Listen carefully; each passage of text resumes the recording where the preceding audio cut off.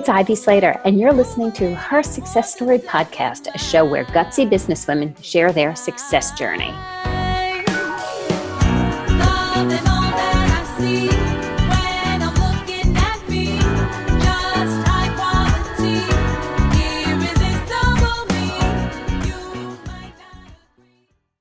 It's Ivy Slater with Her Success Story. Today we're going to go through content.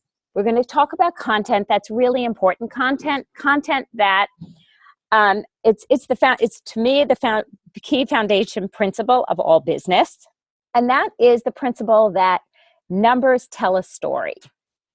And I like to think it's a beautiful story, almost a fairy tale.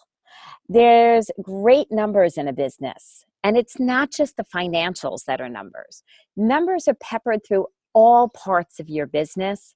And the thing that disturbs me so too often is that people are hesitant or afraid or avoid looking at their number story. Yet a number story is information. And the more information we have in our businesses, the more actions we can take. The more actions we can take in growing and scaling our businesses, the more we can push our boundaries, the more we can live a life of enjoyment overall. So I want to talk with you guys today about the various stories within a business that are number stories. When I look at the 4 pillars of business, I look at marketing, sales, money, and the mindset around success. If I look at each area today, and I look at the number story that shares with us, let's start with marketing. If you're a big business, as I've often said before, is you might have marketing departments. You might be subcontracting some of your marketing. If you're either doing it in-house, you might be bringing on a social media person. You might be bringing on an online marketing person. Somebody might be doing your back-end SEO. Okay? If you're a smaller company, identify 3 steps in marketing that you can do. Do not give yourself 5, 8, or 10. A smaller business owner or a smaller entrepreneur, a smaller CEO must attend to a variety aspects of the business until your business of a size that you have more team. So at that point, identify 3 strategic pieces of marketing that you can do. It might be you'll do a little bit on social media, pick a platform. Networking is a great piece of marketing. And making sure you do follow-up conversations and potential in-person meetings with your networking. And then you can pick one other piece of marketing to do. Okay? But those 2, doing a little bit online, you could, if your ideal clients hang out more on LinkedIn, avoid Facebook. If your ideal clients are in Instagram, avoid LinkedIn, right? Find out and show up where your clients are and automate as much as possible with checking in daily. When you actually look at the actions you take in marketing, how many networking events am I showing up at? What's my follow-up on that? These are all numbers that you could be tracking. Do I actually get an ROI out of showing up at this event? In the last year, have I looked at it? What referrals have I gotten from this organization? Is it valuable to me? What are the numbers telling me? Should I stay with this networking group or should I move on and try something new? If I'm not seeing any traction on LinkedIn, I'm not making any connections, and there's nothing good coming out of it, do I change my strategy based on those numbers, or do I check another platform? These are the numbers that we're looking at. The same is applicable in your sales. Okay.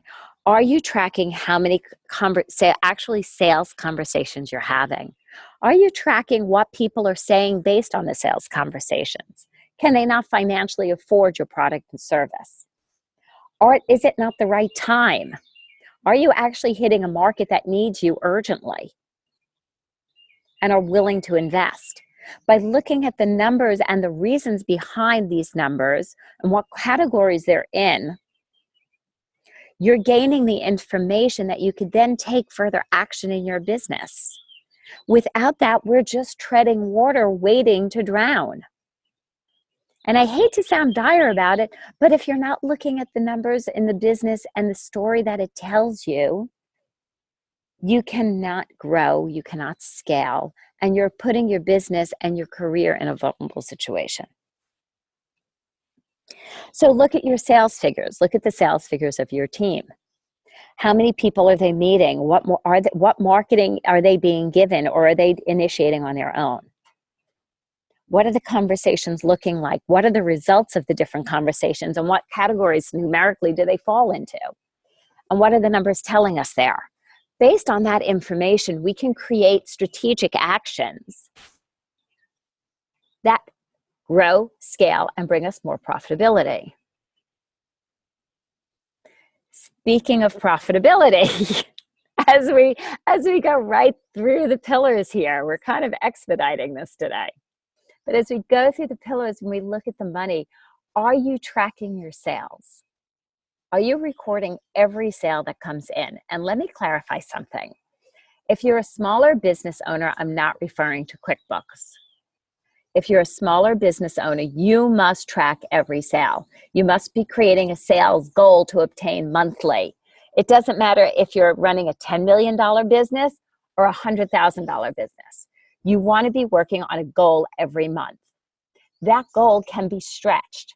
So if in playing with round numbers, if we're going for 10,000, if we're going for 100,000, okay, whichever the number is for a monthly goal, whichever size of the business it is, if your sales are around 8,900,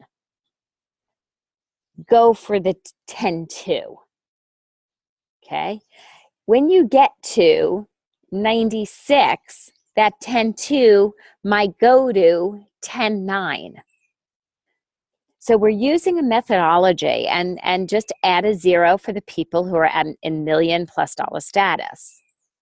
The philosophy is the same.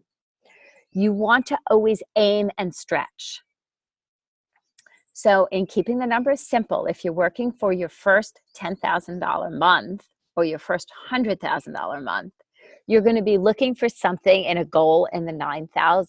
Once you're selling in the 8,000s, let's say call it 8,400, I want your goal to be for the next month 9,500. When you come in at 92, you don't say, oh, I didn't reach my goal, I'll keep it at 95. That's okay, you reached 92. Move the 95 to 10.4. True story. Back in the day when I was working towards my first $10,000 month, this is what happened. I was selling 8,400, 8,800, 92, 96, 94, 89, and I was like, oh my goodness gracious, I can't, you can't reach $10,000. Obviously, this is a hoax. People who are saying, oh my goodness, it's easy to reach $10,000 a month. You need this amount of clients and it's done. They obviously are lying, was my premise. I was like, this can't be true. What can be true? So I went back to my own coach at the time, and we had a great relationship. We were very, very close, worked together for years, and truly respected, very, very much respected him. And the interesting thing is we started acting over time a little bit like brother and sister, and we would fight it out. I used to call us the Rock'em Sock'em robots, one red, one blue. One would say X, one would say Y, and then we'd argue about it like children. So I got on my coaching call and I got very aggressive and I said, this whole $10,000 a month thing is full of crap. And I probably didn't use such a nice word. It can't happen. I've done this, that, and the other thing. It's not happening. There's something wrong in the mechanics behind this philosophy, because you can't have this many clients and sell $10,000 a month. And we need to do integral big changes in my business structure and model. And everything you've told me basically up to this point is wrong, and you're wrong. And I said that, and I didn't say it so nicely. And he goes, okay, Ivy, pull out what I refer to as the money speedometer. He goes, pull out your money speedometer. I'm like, fine. He goes, what are your sales? And I said, well, my sales are $9,600 or $9,650. And he goes, what's your sales goal? I was like, don't you listen to me at all. My sales goal is $10,000. He goes, that's your problem. I was like, oh, you don't listen at all. You little, like a brother. You're like, you don't listen to me. And he goes, make the 10,000 11. I said, oh my goodness, have you heard anything I've said? And I got really angry. He goes, okay, calls up, goodbye, and hangs up. And I was like, damn. So, the one thing when we started working together, he asked me a question of why should we take you on as a client? And I said, I'm going to do everything you tell me to, even when I'm uncomfortable and I don't want to. So I made the commitment and I changed that 10 to 11. I had one more sales call that day, a referral.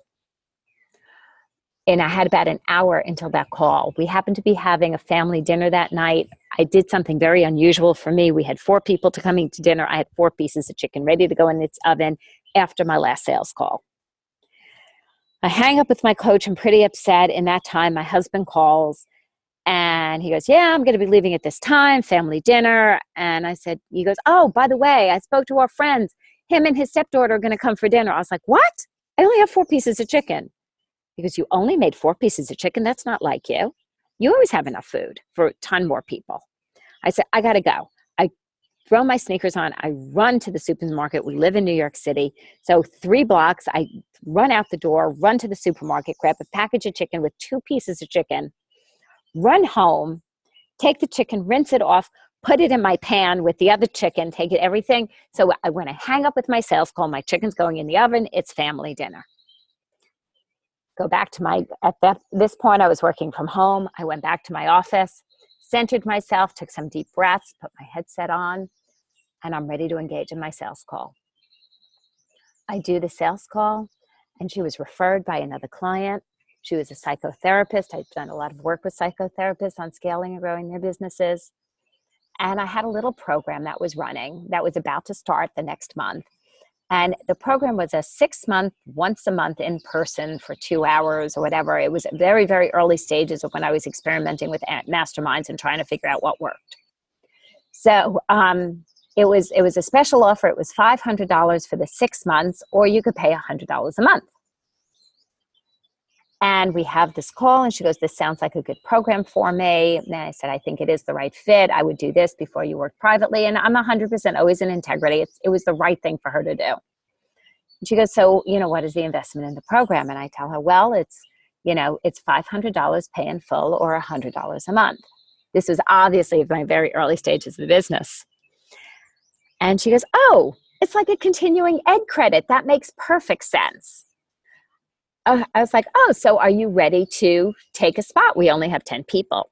She goes, yes, absolutely, I'm in. Wonderful. Why don't you give me, she goes, do you take credit cards? Absolutely, we do this. So why don't you give me your address while you grab your credit card, take the information down, ready to charge it. I said, by the way, would you like the payment plan or the pay in full? And she goes, oh, the $500, it's like a continuing ed credit. That works fine for me. Give her the start date information, let her know what emails are going to be coming her way, say thank you and looking forward to getting started. Hang up the phone, I charge the card, I reach for my money speedometer, I put in $500.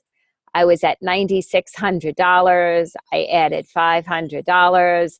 Anybody who can't do math who are listening to the podcast, that then brought me to $10,100. In less than 60 minutes from when I hung up with my coach. Lesson learned. This is the strategy that I'm sharing with you. Aim high. The next piece of knowing your numbers is understanding and knowing your overhead. I use with my clients something called a stoplight system. I'll give you a brief overview of it. Red in the stop line is all your hardcore costs and overhead. And I put that in a category of every invoice or bill that shows up every month and is within $20 of each other. Got it? Then there's your yellow. Your yellow is all the money that you use as business development money. You might go to a conference. You might hire a coach. You might do a program. You might be your networking investment. You might decide to buy, you need to upgrade your technology, and it's a one-time in payment of you buying a new computer. That would be in your yellow, right? It's how you look at the flex money in your business that you use to grow and scale. The green in the stoplight is the money that comes to you. The money that comes to you. The money that comes to you. The green is your salary. It's your 401k. It's paying back if you did any personal investment in the business.